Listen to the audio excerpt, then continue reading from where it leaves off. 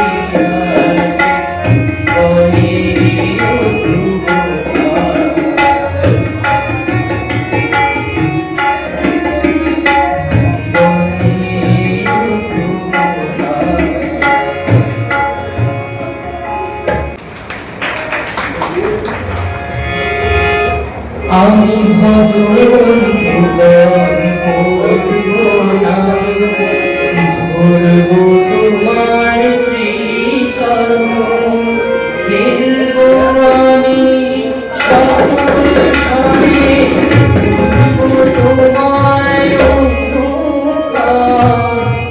ভজন ভজন করব না, ধরব তোমার শ্রী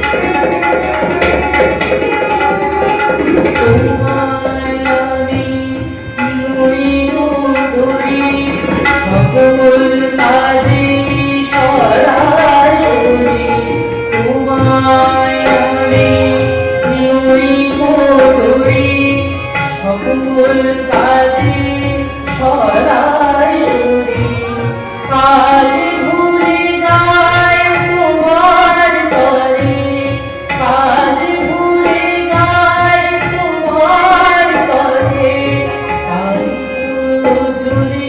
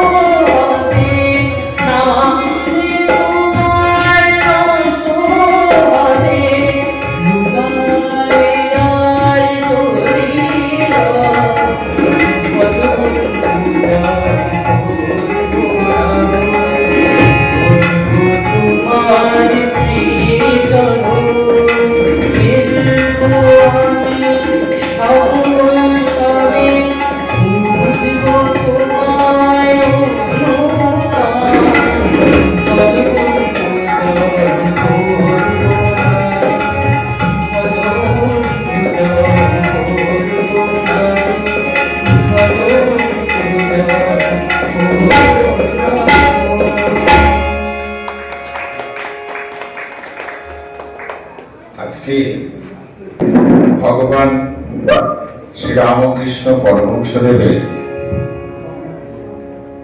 191তম শুভ আবির্ভাব তিথি।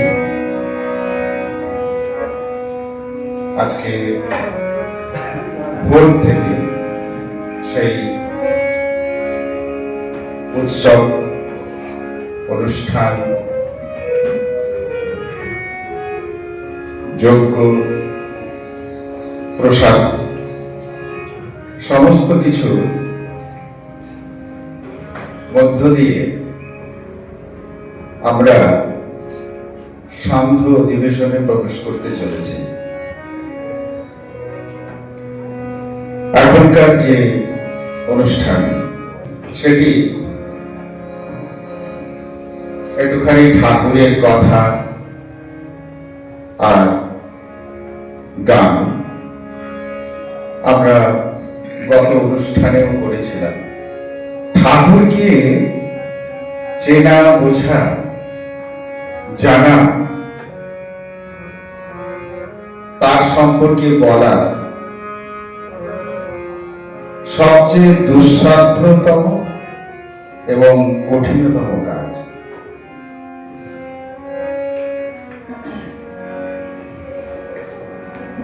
কাশীপুর উদ্যান বাটিতে 1 জানুয়ারির ঘটনা। সেদিন ঠাকুরের কয়েকজন গৃহী ভক্ত এবং তার পার্শ্বরা সেদিন উপস্থিত। সেদিন ঠাকুর একটু ভালো বোধ করছেন। উপরের ঘর থেকে ভক্তরা এসছে শুনে নেমে এলেন। ঠাকুর গদগদ কণ্ঠে ভক্তদের দেখে গিরিশ যখন প্রণাম করছে, ঠাকুর বলছেন, তোমরা যে আমাকে এত ভক্তি করো, আমাকে দেখে কি মনে হয়?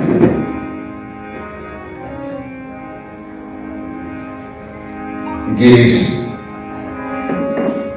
ঠাকুরের এই কথা শুনে বলছেন, ব্যাস বাল্মীকি যাকে প্রকাশ করতে পারেনি,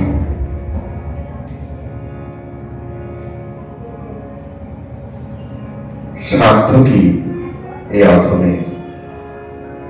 তাকে প্রকাশ করে।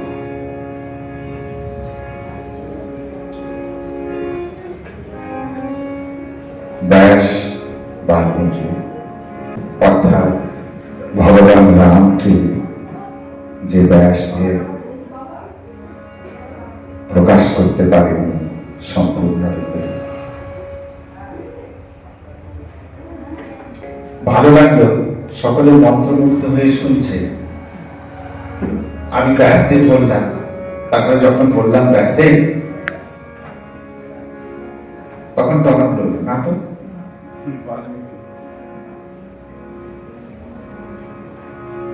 ব্যাসদেব রামায়ণ রচনা করেছেন, কিন্তু কেউ বলেনি,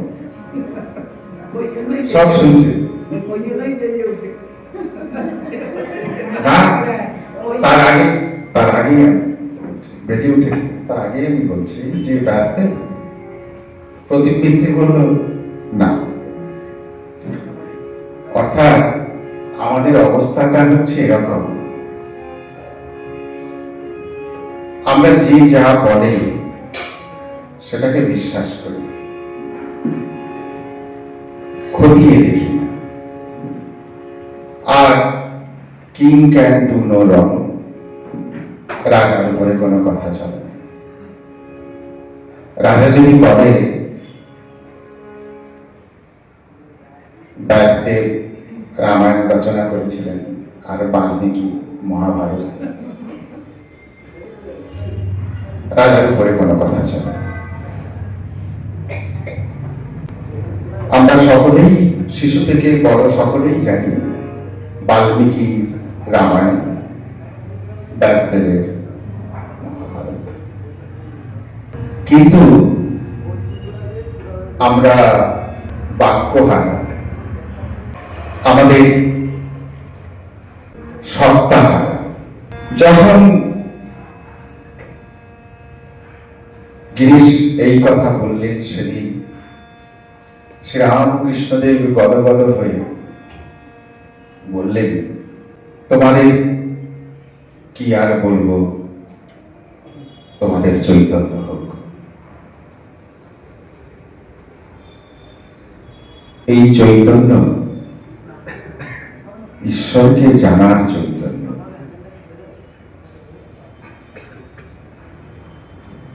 অনেক দূরের।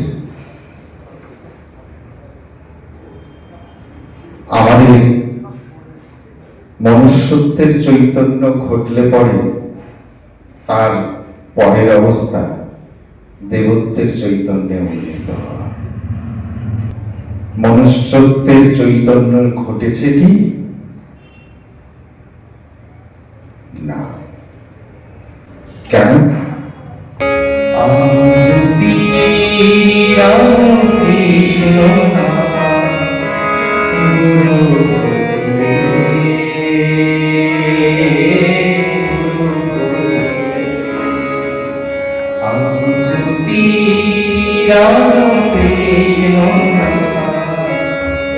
Guru Guru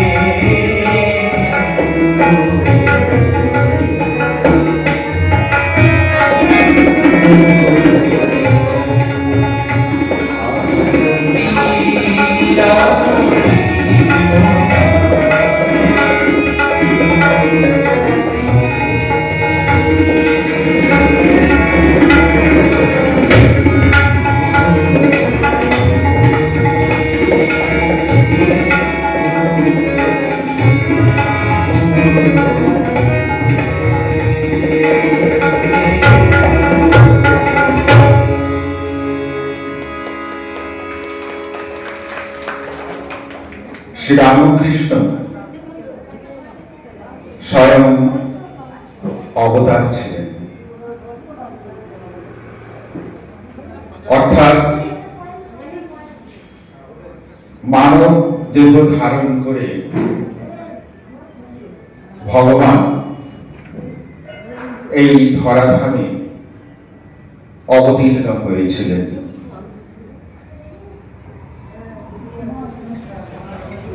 তার জীবন ছিল সম্পূর্ণরূপে অধ্যাত্ম ভাবে পরিচালিত।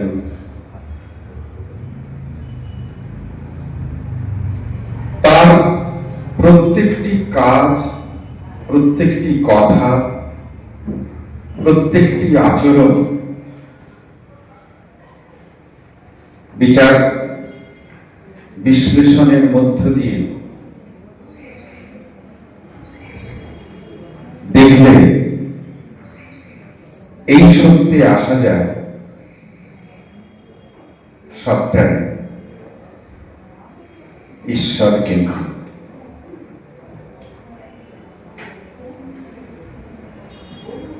বুল্লারা তাকে পাগলামি মনে করত, অর্থাৎ বুল্লাইয়ের জন্য তাকে তারা ধরতে পারত না। যারা বুঝবে না, ধরতে পারবে না, তারা তো একটা আখ্যান দেবে। কিন্তু যারা এই পরম পুরুষের সান্নিধ্যে এসেছে, সংস্পর্শে এসেছে, তাদের জীবন সম্পূর্ণরূপে এক ভিন্ন খাতে, ভিন্ন ধারায় প্রবাহিত হয়েছে। আমাদের বলতে হয় এটা করো, ওটা করো, ওটা করো না, সেটা করো না। আর আমাদের বললেও পরে আমরা শুনি না। শ্রীরামকৃষ্ণ ভিন্ন ধারা। গিরিশ ঘোষ নিজের সম্পর্কে বলতেন, তিনি কে ছিলেন নিজেকে দেখিয়ে বলতেন, তিনি মানে ঠাকুর কে ছিলেন নিজের দিকে দেখিয়ে বলতেন, একে দেখলেই বোঝা যায়। গিরিশ ঘোষ নিজেকে বলছেন, একটা জায়গায়, যে জায়গাটায় দাঁড়ায় তার চারপাশের 10 হাত জায়গা অপবিত্র হয়ে যায়, সেই তাকেই তিনি দেবতা করে দিয়েছেন।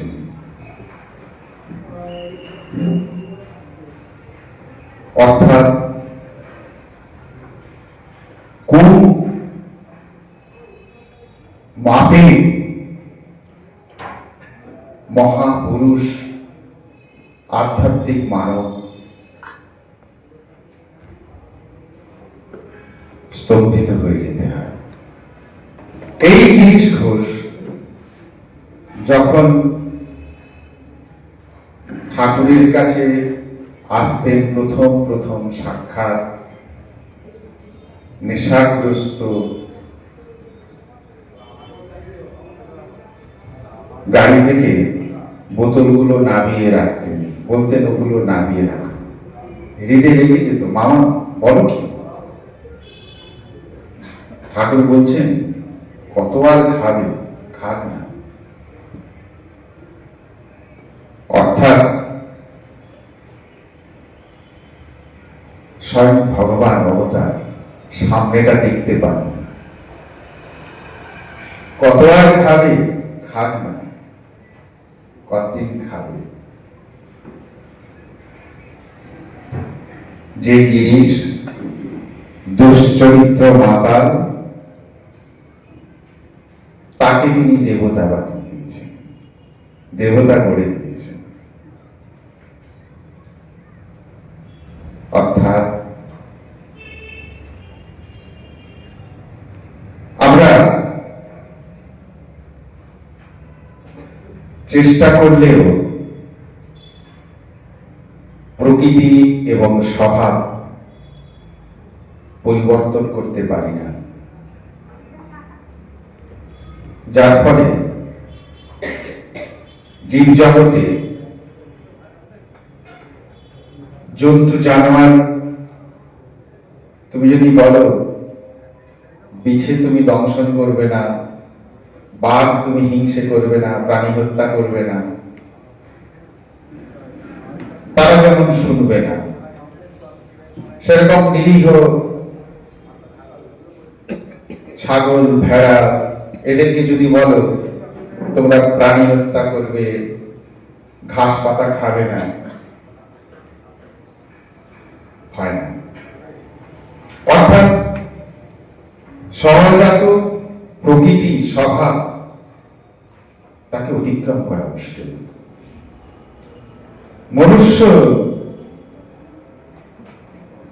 পুরুষ এবং প্রকৃতি নিজ নিজ স্বভাব নিয়ে তারা পৃথিবীতে আসে। সেই স্বভাবকে পরিবর্তন করা খুবই দুষ্কর। একমাত্র ভগবানের বিশেষ আশীর্বাদ ছাড়া, কৃপা ছাড়া সম্ভব নয়। এরকম বহু ঘটনা আমরা জানতে পারি, দেখতে পাই।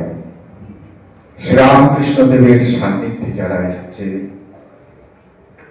তাদের জীবনের গতি এবং পথ পরিবর্তন হয়ে গেছে। সেই ধারা এখনো অব্যাহত।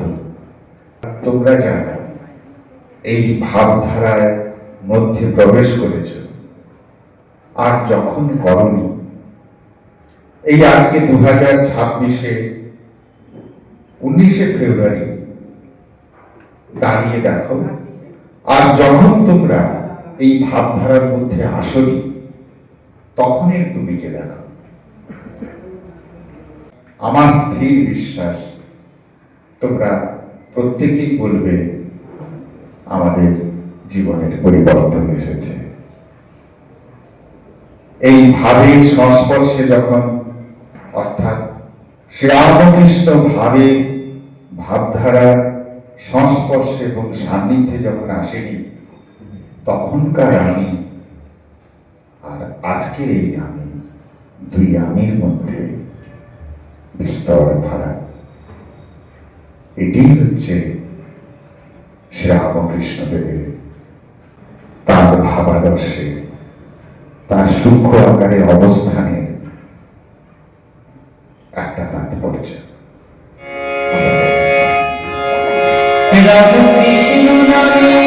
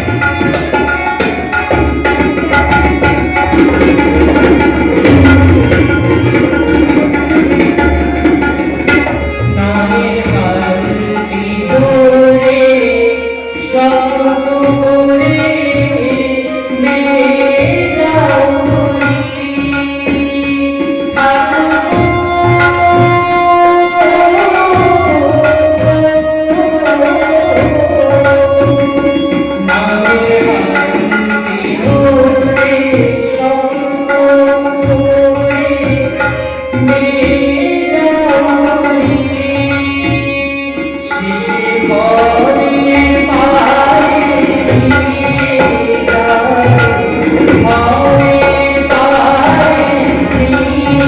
যায়, রাম কৃষ্ণ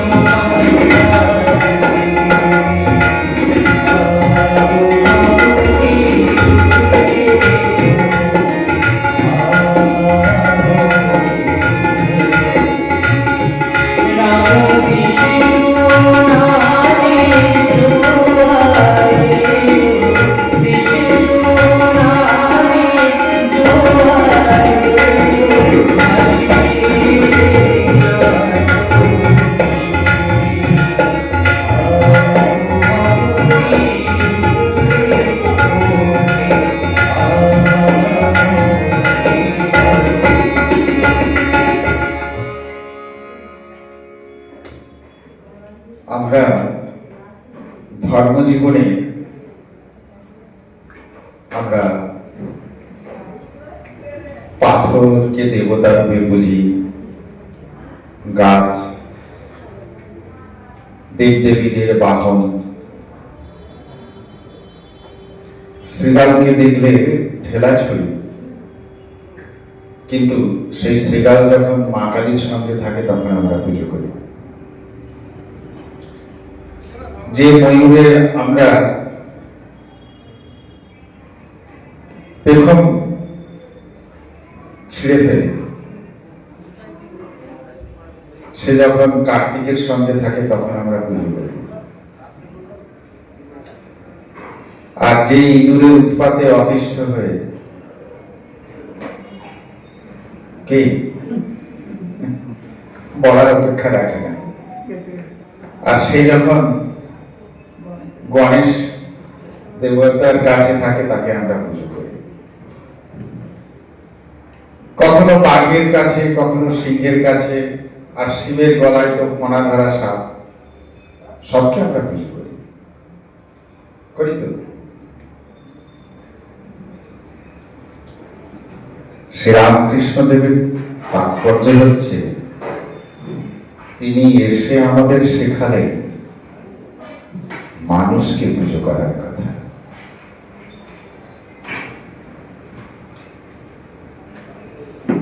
একদিন নরেন আর ঠাকুর দুজনে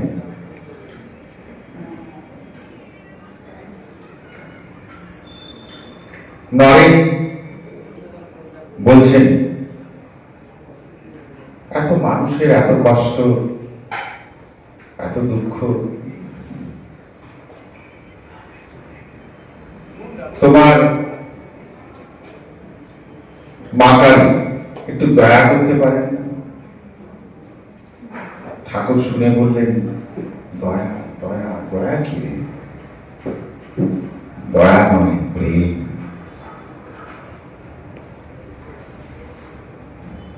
জগৎ নতুন একটি শব্দের সঙ্গে পরিচিত হল, দয়া নয়, প্রেম।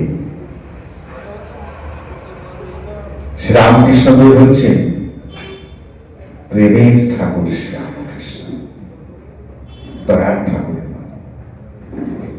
স্বামীজি ঠাকুরের কাছ থেকে এই কথা শোনার পর বললেন, তিনি যদি কোনোদিন দিন দেন, জগৎময় এই বার্তা দেব, জগৎকে জানাবো, জীবে দয়া নয়, জীবে প্রেম। সমস্ত প্রতিষ্ঠানের মানুষজন আসে, কেন আসে? তারা এই অনুষ্ঠানের জন্য আসে না, অনুষ্ঠান তো সব জায়গায় হচ্ছে। আনুষ্ঠানিকতার জন্য এখানে আসেন না, তারা এখানে আস্বাদনের জন্য আসেন। এখানে অনুরাগ আছে, ভালোবাসা আছে, ধর্ম বিষয়টা এখানে শুধুমাত্র শুকনো শুকনো ব্যাপার নয়। এই ভালো লাগাটা হচ্ছে আস্বাদনের অনুভূতি, তাই তারা আসে। আর এটা আমরা শিখেছি ভগবান শ্রীরামকৃষ্ণের জীবন থেকে। শ্রীরামকৃষ্ণ সত্যের যত দিক আছে তিনি সবগুলো দিক শুধু দেখেননি না, সবগুলো দিকে তিনি ভ্রমণ করেছেন।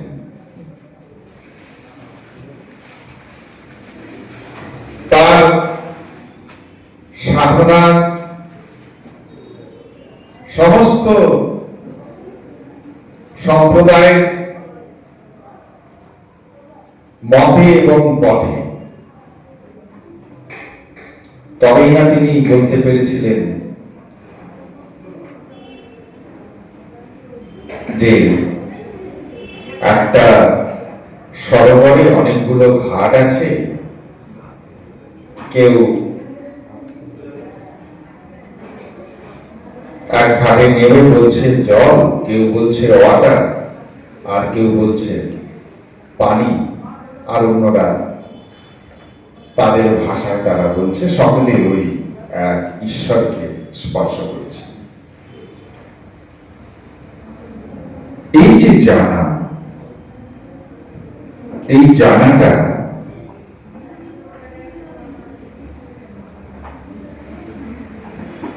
অনুভূতির মধ্য দিয়ে জানা, আস্বাদনের মধ্য দিয়ে জানা। আনুষ্ঠানিকতা যেমন এখানে আজকে আমাদের প্রত্যেক উৎসবে যা হয়, প্রসাদ ঠাকুরকে যা ভোগ নিবেদন করা হয়, আলু ভাজা, খিচুড়ি, একটা ছ্যাঁচড়া, চাটনি, পায়েস, মিষ্টি, 7 রকম। এই আমি বললাম আর শুনলেন আপনারা, তাতে আপনাদের আস্বাদন হয়ে গেল না?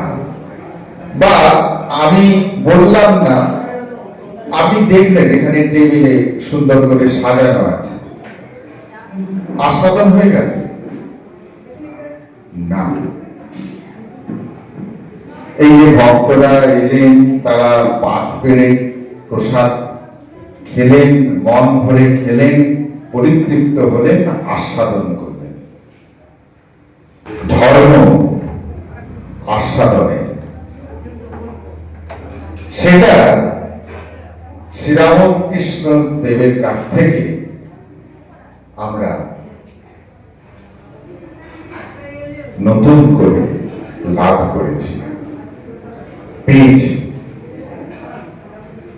যে ধর্ম শুষ্ক বিষয় নয়, ধর্ম আস্বাদন।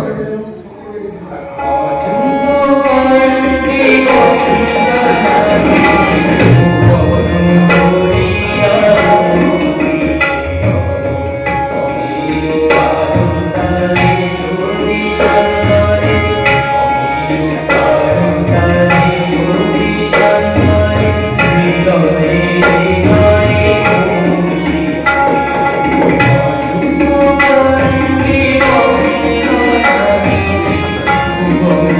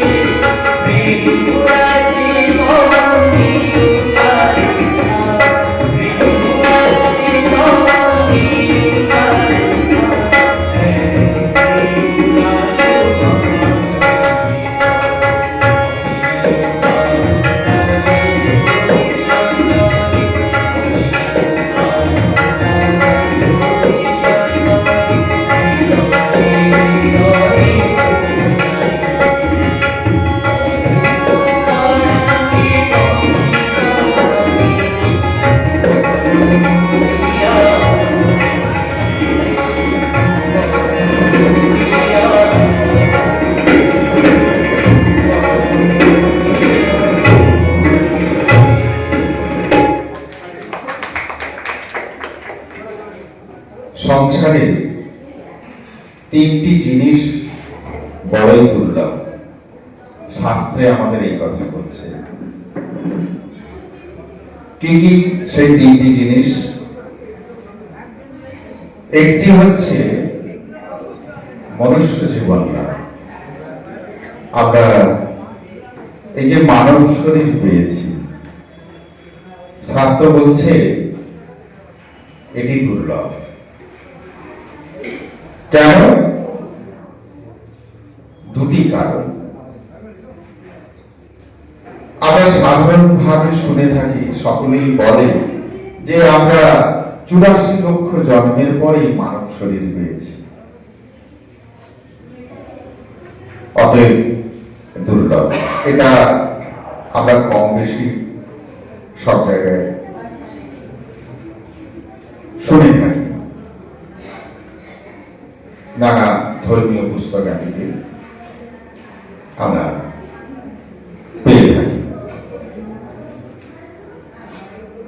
হ্যাঁ, নিঃসন্দেহে এতগুলো 84 লক্ষ মানে প্রায় কোটি জন্ম, তারপরেই মানব শরীর,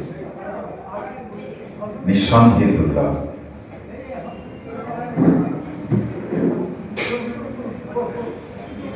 তাহলে এই দুর্লভ মানে একটুখানি ভেবে নেওয়া যে এই মানব শরীর পেয়ে করলামটা কি।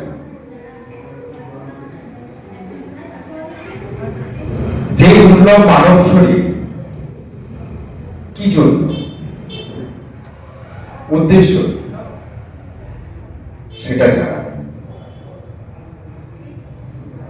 84 লক্ষ জন্মের পরে মানব শরীর সেজন্য দুর্লভ। আরেকটি কারণে দুর্লভ, একমাত্র মানুষই পারে ঈশ্বরকে অনুভব করতে। অর্থাৎ চৈতন্য লাভ করতে গেলে একটা অবশ্যম্ভাবী শর্ত হচ্ছে এই মানব শরীর।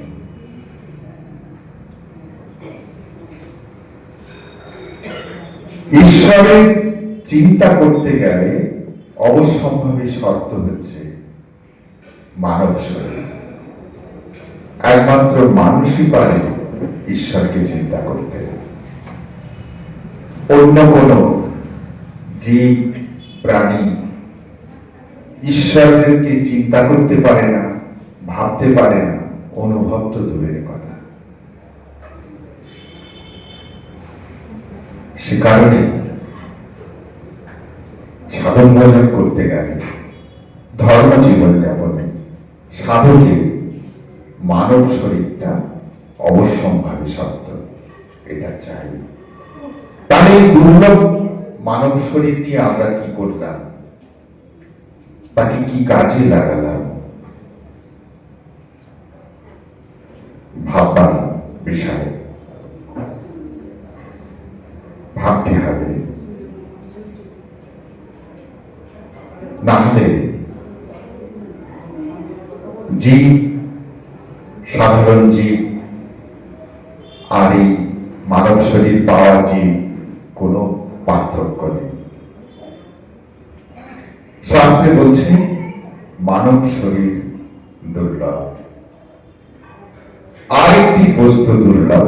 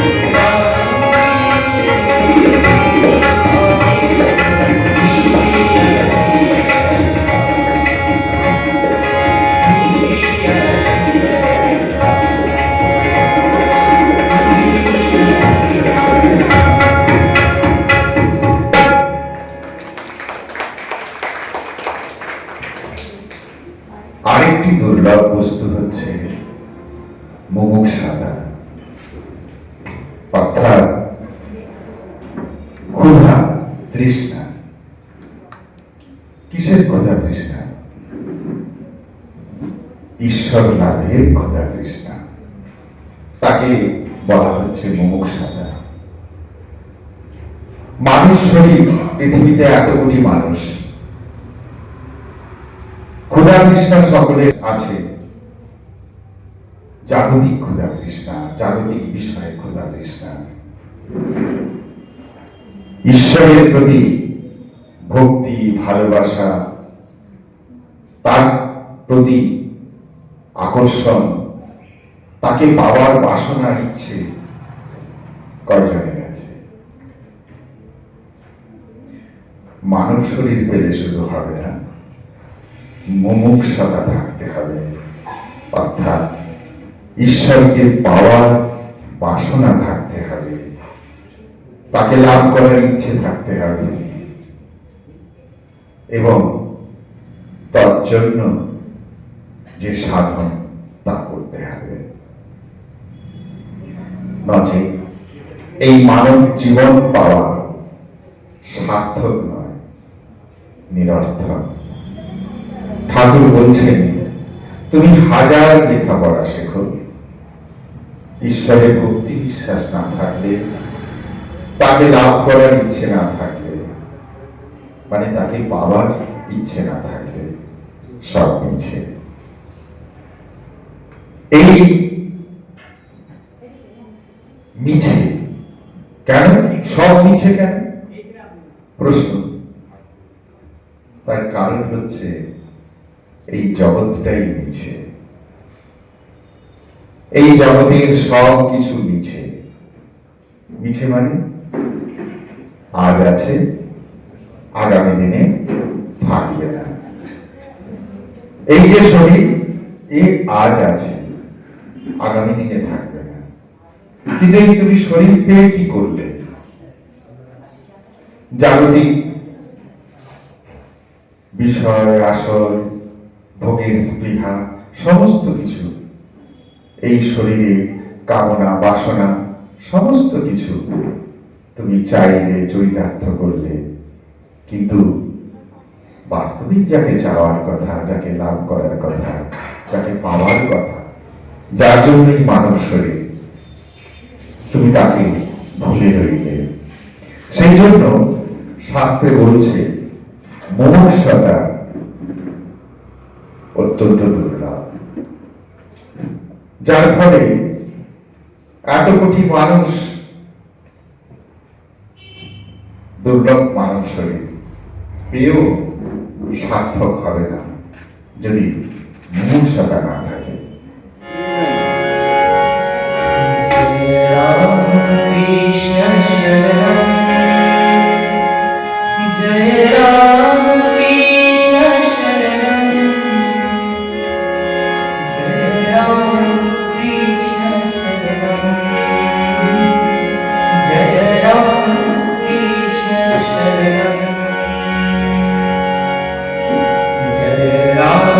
Krishna Sharanam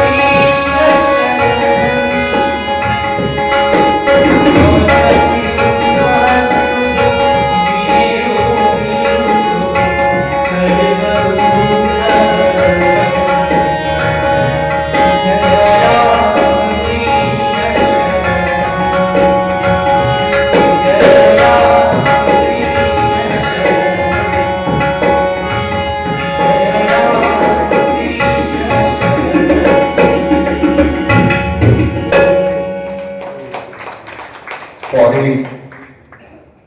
দুর্লভ বস্তু হচ্ছে সদ্গুরুর আশ্রয়। আমার ঈশ্বর লাভের ইচ্ছে আছে, আমি মানব শরীর পেয়েছি, তাহলে কি আমার ঈশ্বর দর্শন হয়ে যাবে? না, গুরুর প্রয়োজন আছে। গুরুর কেন প্রয়োজন আছে? আমরা যা শিখি, সৌমদীপ গান গাইছে, ও গুরুর কাছ থেকে তালিম নিয়েছে। বিজয় তবলা বাজাচ্ছে, গুরুর কাছ থেকে তালিম নিয়েছে।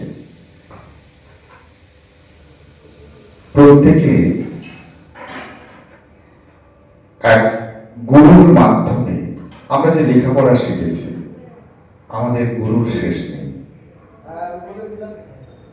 যে যা কিছু শেখে, যার কাছ থেকে শেখে, তাকে গুরু বলা হয়। এ তো জাগতিক শিক্ষা, সঙ্গীত হোক, আঁকা হোক, এমনকি চুরি বিদ্যা শিখতে গেলেও গুরুর দরকার,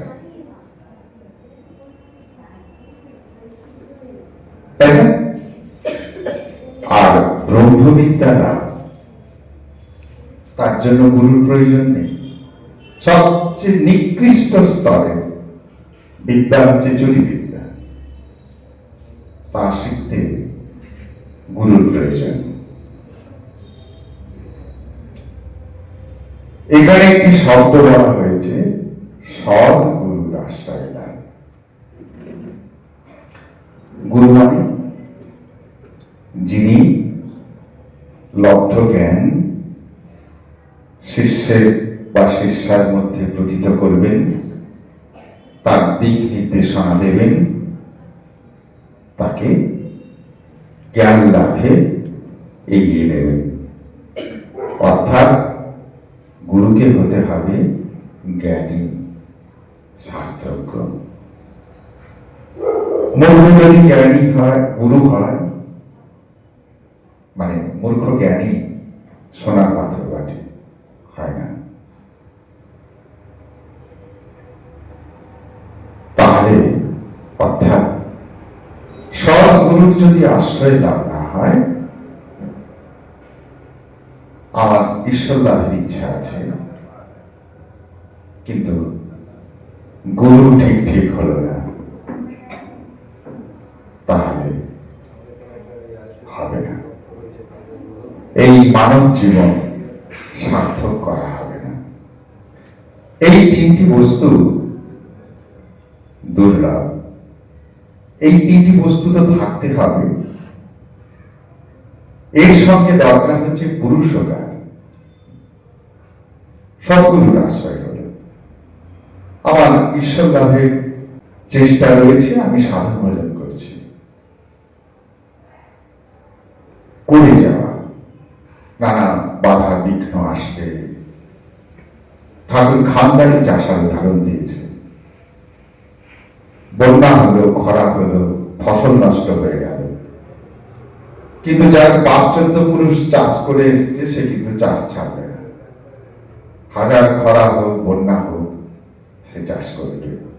সেরকম সাধক জীবনে যত বাধা বিপত্তি বিঘ্ন আসুক না কেন, সে ঈশ্বর চিন্তা সাধনা, সে তার থেকে দূরে সরবে না, সেগুলো পরীক্ষা বলে নেবে। তুমি ভগবানকে চাও কিনা, ভগবান পরীক্ষা করে নেন। কাঁচা লোহা আর পাকা লোহা, জানো তো? লোহাতে জল ভরানো হয়। কাঁচা লোহা যদি তুমি নিয়ে এসে কোনো কাজে লাগাও, সেটা হয় বেঁকে যাবে, নয় ভেঙে যাবে। কিন্তু কামান উত্তাপ দেয়, জলে ডোবা, আর হাতুড়ি দিয়ে পেটায়, আবার তাকে লাল করছে, উত্তাপ দিচ্ছে, হাতুড়ি দিয়ে পেটাচ্ছে, দিয়ে আবার জলে ডোবাচ্ছে। মানে গরম ঠান্ডা পেটানো, গরম করছে পেটাচ্ছে আবার ঠান্ডা করছে, বারে বারে করছে, বারে বারে করছে, তারপরে তোমাকে সেই যন্ত্রটি তুলে দিচ্ছে। কামান একটা সাধারণ লোহার জিনিস, বস্তুকে তৈরি করতে একবার গরম করছে, পেটাচ্ছে, ঠান্ডা করছে, দিয়ে বস্তুটি তৈরি করছে। আর তুমি ভগবানকে চাও, ভগবান তার যোগ্য করে নেবেন, তোমাকে উত্তাপ দেবেন না, পেটাই করবেন না, আবার ঠান্ডা জলে ডোবাবেন না, এই হতে পারে? ভগবান ভক্তকে এইভাবে কখনো শোক, কখনো তাপ, কখনো দুঃখ, কখনো রোগ, কখনো জ্বালা পোড়া এসব দেন। আর তুমি যখন এইগুলো পাও তখন তাকে বেশি করে ডাকো। এগুলোকে জীবনে অশুভ দিক বলে নিতে নেই। তুমি ভগবানকে ভালোবাসো কিনা পরীক্ষা করে নেন। আর যে খানদানি মানে যে লেগে থাকে, সাধারণ ভক্ত হলে বলবে কি, এই ভগবান আমাকে এত দুঃখ, এত জ্বালা, এত যন্ত্রণা দিলেন, ও আর আমি ভগবান আমি আর মানি না, ডাকবো না, তারই জীবনটা ব্যর্থ সব গেল। খানদানি চাষা, ওই যে বললাম, যতই শুকনো হোক মানে খরা হোক, যতই বন্যা হোক, সে কিন্তু চাষ করে যাবে। সাধক জীবনে যত বাধা বিঘ্ন আসুক না কেন, সে কিন্তু ঈশ্বরকে কখনো ছাড়ে না, ঈশ্বরকে ধরে চলে।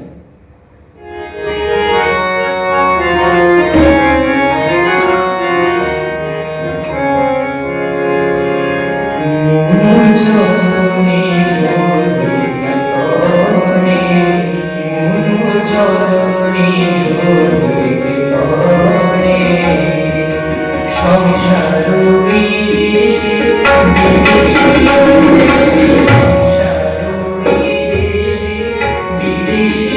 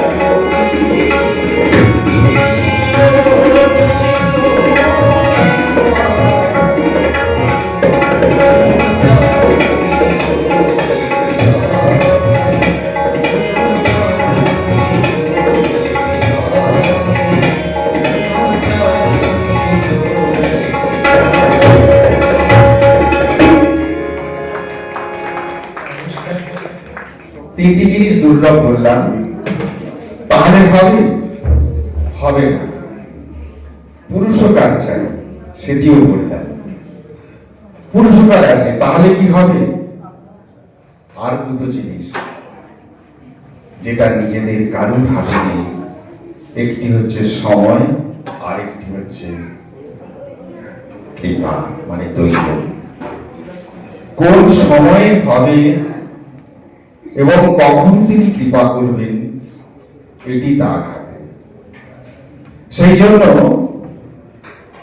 সাধক কখনো তার চিন্তা ছাড়ে না, তার চিন্তা করেই থাকে এবং করতে থাকে। সাধন ভজন চলতে থাকে নিরবিচ্ছিন্ন ভাবে। তার কারণ হচ্ছে ছেড়ে দিলে সব গেল। সাধন মানে ধরে চলা, সঙ্গীত চর্চা ছেড়ে দিলে গেল, সমস্ত কিছু বিদ্যা চর্চা ছেড়ে দিলে গেল, চলতে থাকে। কিন্তু কখন তিনি কৃপা করবেন, এটি তার হাতে। সেটি না হওয়া পর্যন্ত, সেটি না পাওয়া পর্যন্ত চলতে থাকবে, চলতে থাকবে।